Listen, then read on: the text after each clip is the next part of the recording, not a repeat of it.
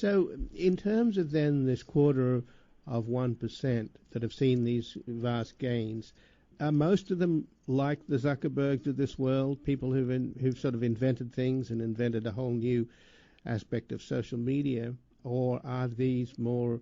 What's the percentage then of people who just basically, put their money in hedge funds and inherit money, and then just, like, for example, the Koch brothers inherited a lot of money, but they built their fortune largely through Wall Street and through investments on Wall Street. So I'm trying to get a sense of how much, because one of the things that it concerns me about the nature of the financialization of our economy by the domination of Wall Street is that one begins to wonder whether there's more of a concentration on extracting wealth as opposed to creating wealth.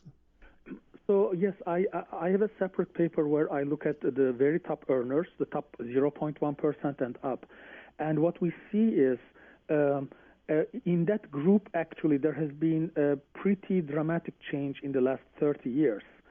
So if you go back to the 1980s, it used to be that, believe it or not, doctors actually, physicians were the top group within the top 0.1%.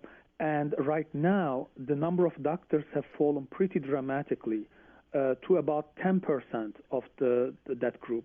Right now, about 30% of that group are workers in finance.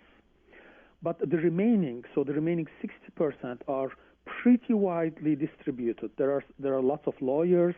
There are some business owners in manufacturing, in mining, and so on. So it's true that hedge fund managers and others, they get a lot of attention, but I think we should also keep in mind that there's another 70% of those very rich that come from across America, across different sectors. And they are, some of them, executives. A lot of them are business owners or doctors and lawyers.